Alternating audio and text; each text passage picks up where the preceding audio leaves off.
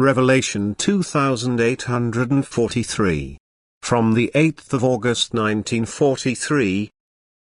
Recognizing the work of redemption. Wrestling with dark forces. Countless souls lie in battle with the powers of darkness, unable to free themselves from their grip and in urgent need of help. For in their blindness they themselves are unaware of the spiritual hardship they are in. They don't know that they are at the mercy of the evil power if the beings of light don't bring them help while they still dwell on earth.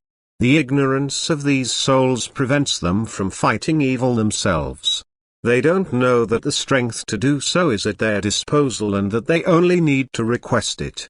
And they lack knowledge because they do not have faith and love, otherwise the power of evil over them would also be broken and the danger of succumbing in battle would be over. But unbelief and lack of love mean increased weakness of will and lack of strength, and therefore the forces of darkness have great power over the souls, and therefore beings, which are full of love, be it on earth as well as in the beyond, must help them in their adversity. They must try to impart to them the knowledge about their state of weakness and its cause. They must teach them to practice love so that they will thereby attain faith. They have to present to them the hardship of their souls which they certainly don't feel on earth yet but which they will recognize in the beyond after the death of the body with unspeakable remorse and can no longer remedy as easily as on earth. With love and patience they must try to influence people who are still blind in spirit, so that they expand their knowledge, that they allow themselves to be taught and reflect on what they have heard. Only then can people come to faith. And only then will they obey the commandment of love and be able to escape the power of evil. It is not easy to work on ignorant and unbelieving people because they do not recognize one thing: Christ's act of salvation. Because their will is extremely weakened and they do not make use of the blessings of the act of salvation.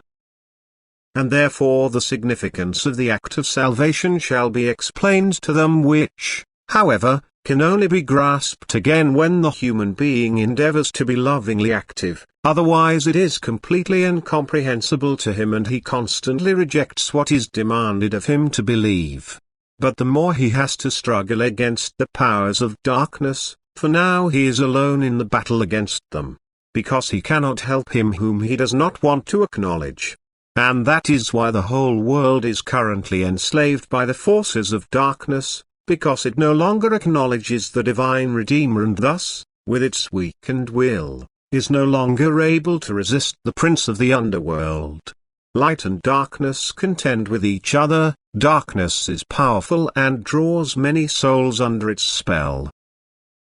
But the light contends with God, for through the act of salvation God in Jesus has confronted the adversary and overcome him. And thus the human being will also be the conqueror of the enemy as long as he chooses the divine Redeemer himself as his commander, as long as he contends with him who has assured him of his strength as the grace of the act of salvation, which he acquired for people through his death on the cross.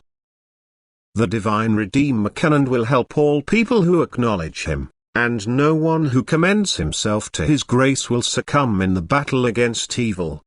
But if he alone wants to fight against that power he will succumb, for his strength is not enough to resist.